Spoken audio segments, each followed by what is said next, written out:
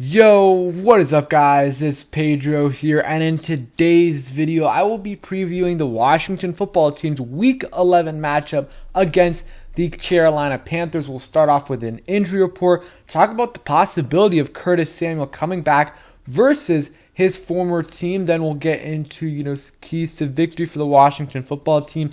And then after that, I'll give you guys my score prediction. So if you guys are new, make sure to subscribe for Washington and NFL content. Hit that like button, turn on those notifications so you never miss a video, and make sure you guys go ahead and check out WinView to enter some contests on this game and win some money against your friends. Let's get right into it. Big game for the Washington football team going up against the Carolina Panthers, a homecoming game. A lot of former Panthers, obviously, as you guys know, on the Washington football team. So going to be an interesting matchup. Washington football team looking to improve to 4-6, but the Panthers have some momentum on their side, signing Cam Newton and a big win against the Cardinals last week. So let's start off with an injury update for the Washington football team. So the only player that's listed as out is Ricky Seals-Jones. Curtis Samuel is questionable, a little bit surprising right there. Sadiq Charles is questionable, Kendall Fuller is questionable, and Benjamin St-Juste is questionable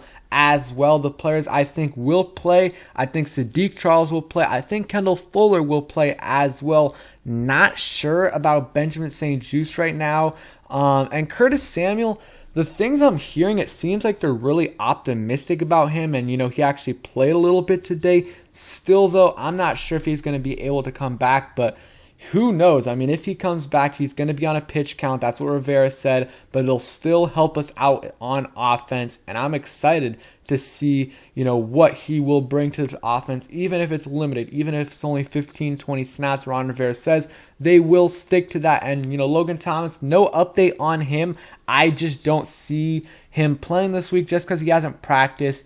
And, since he's on IR, they don't have to give an injury update for him. But I think they have to 4 p.m. tomorrow to, take him off of IR so that he does play. If he doesn't play, though, John Bates and Sammis Reyes will be the two tight ends, and they're going to be getting a lot of playing time. So that's the injury report for the Washington football team.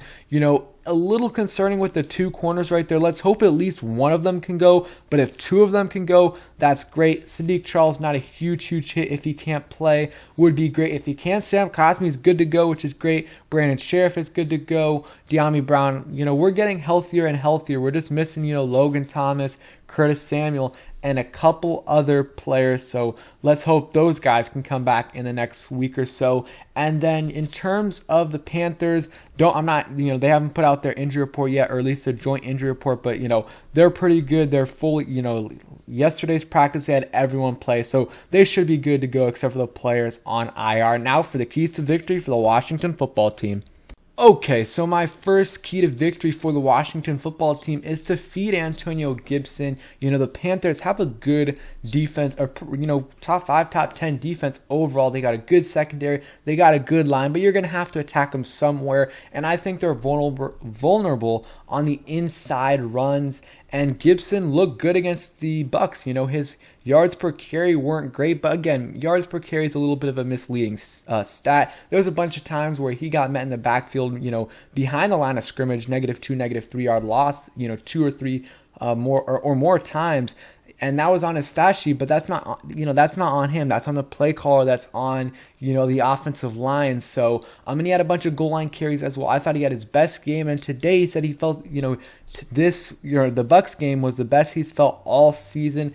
And, the Panthers, like I said, they got a good defense, but Antonio Gibson was injured last year when he played against them, and he had a really good game. They didn't feed him much. They didn't give him the ball much, but in the first half, he had 60 or something rushing yards, and then they, went away from it for some reason in that second half, but Gibson was great in that game, so I would give the ball to Gibson, see what he can do against them, and, I think giving the ball to Gibson, especially on the inside runs, one of their beat reporters said they're, kind of vulnerable to the inside, power run game. So let's do that with Antonio Gibson. Get him some carries, make Taylor Heineke and the offense feel more, comfortable and keep your defense off the field more, because you're going to be able to have these longer drives like they had at the end of last week's game. Another one, it's an offensive one, but Heineke, just be himself. If Heineke can be himself, play like he did against the Bucks both times, the Falcons, the Giants, have fun out there. Like he said, he thinks it's going to be fun going up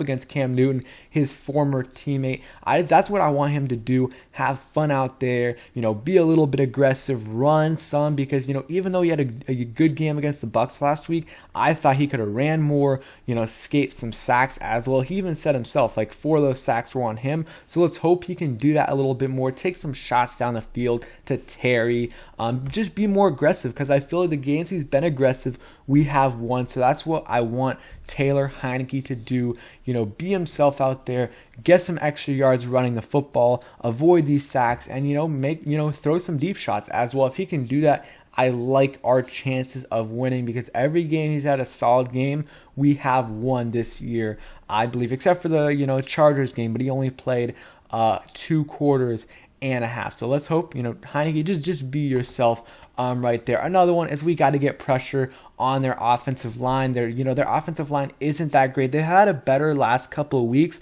but Jonathan Allen is going to have to ball out. And one thing I totally forgot to say on the injury report, Shaka Toney is out for this game with a concussion.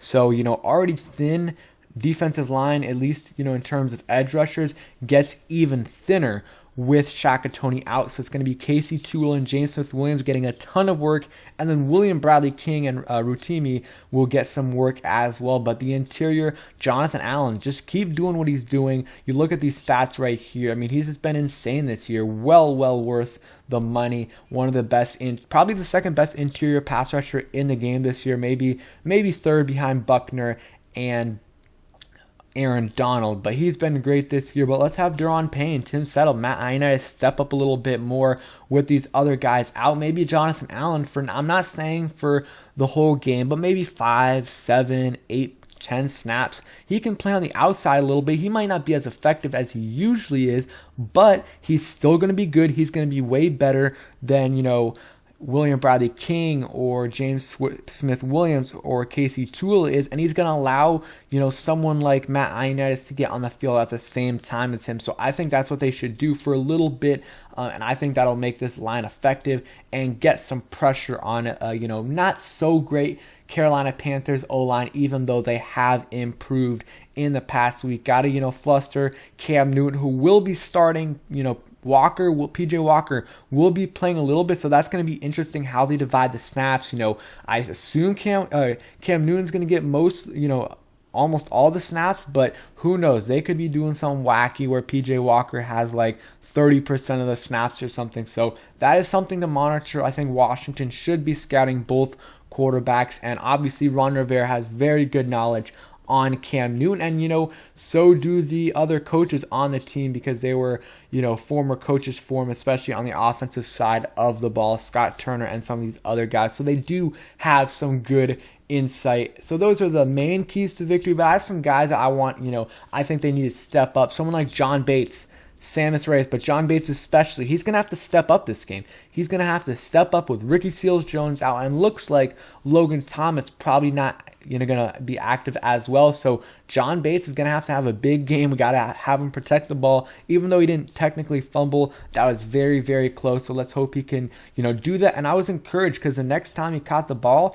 or maybe 2 catches later, he got killed. Like, he got popped, but he still held on to it with 2 hands. And that was just a great play by him, being able to, keep a hold of that ball. So let's have John Bates ball out this game, step up, get a few tough catches, be Heineke's security blanket, at least for one game, and maybe this will be like a breakout game for him. He had somewhat of a big game last week, at least for him. I think he had 30 yards receiving, so maybe this game it'll be even more, and he'll start, even when Logan Thomas and Ricky Seals-Jones come back, he'll start getting more and more targets, and he will be our true number 2 tight end next year. And another thing, I think even if Curtis Samuel is back, I still want to see us involve DeAndre Carter. I really like what he's done the last 2 games. He's got a touchdown in in both of them, somewhat long one, and he's been good for us. He's been dynamic. He, on these jet sweeps, he's good on those, and he's just a big play machine. So give the ball to DeAndre Carter, involve him, and he might make the Pro Bowl this year, not as a receiver obviously, but kick returner. He's one of the best kick returners in the NFL this year. So shout out to DeAndre Carter, one of the best signings this offseason for the Washington football team. Seems like all the low-key signings that they had this year were good, or a lot of them, Charles Leno, Eric Flowers in a trade, DeAndre Carter, and the big signings haven't worked out yet, but we'll see how it goes. But those are kind of my keys to victory for the Washington football team, and some others, things that they have to do.